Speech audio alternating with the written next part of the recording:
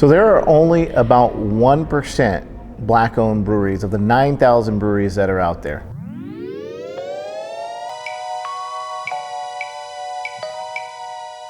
I was not brought out to be vocal about being Black.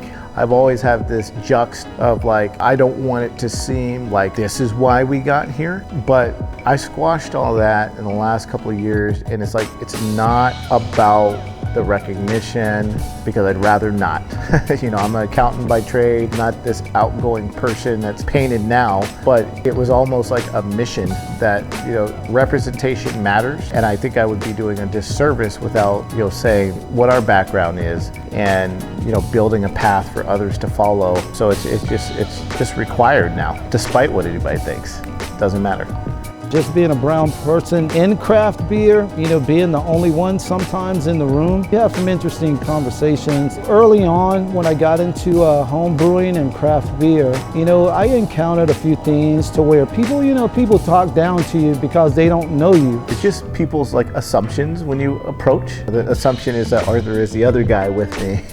I have had a few interactions at wineries. They're like, oh, I want an industry discount, right? And they're like, oh, well, where do you work? It's like, I own Full Circle Brewing, and there's just that slight bit of like, And I used to just always kind of bury that, but in the last like couple of years, it's like, okay, well, we got to do this to redefine what people's perceptions is about who is in the industry.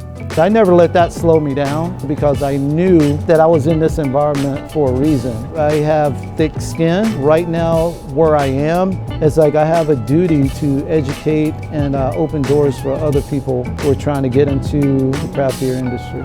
We need to highlight and do the things that we're doing to say there are Black-owned breweries. There is a career in this, and there is diversity both on the consumer side and the ownership side. So I think representation will kind of tip the scales.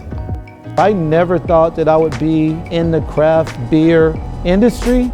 I had no aspirations of owning a brewery or being a commercial brewer, but when I started home brewing, I went online and I Googled Black brewery owners. I came across Ted Mack Sr., who was the first Black brewery owner in the United States. A lot of people never heard of Mr. Mack. His information, I was like, wow, that provoked a lot of thought. And I guess I had like a secret fire burning inside of me to learn more about Black people and beer.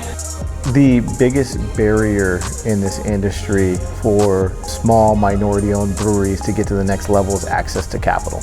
Every big growth pattern you go through requires capital, but you get capital from the banks and from the investors who trust, right? So you almost have to get through the initial, like, you know, assumption or what perceptions of what people feel is a trustworthy person, right? There's a lot of things going on when it comes to keeping people out. You know, there's not a lot of Black-owned businesses in general in any industry that you go into. If they are, you have to jump through hoops. It can be frustrating. People quit. My encouragement is to go out and get the experience, right?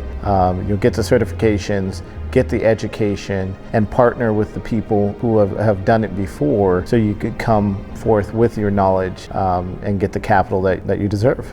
It's also just important to access a whole new market, right? Craft beer is always about bringing people together around the liquid and, you know, allowing people to kind of put their shields down and have good conversations about stuff that's not even the liquid. Creating more spaces that invite Black consumers and just other minorities in there and having a comfortable space. That first experience going into a new craft brewery has to be positive and it has to be accepting. That's the biggest piece because then it allows people to take that same journey. The amount of people in the industry is less than 1%, like we mentioned earlier, but I've come across a lot of people of color that are looking to push forward and walk through those doors and increase that number. It's just important, one, to get an open dialogue and talk about things. Let's have those conversations. At the end of the day, I find that if you want to make change, you got to be the change. So henceforth, chill out and have a cold one. Salut. Arrivederci.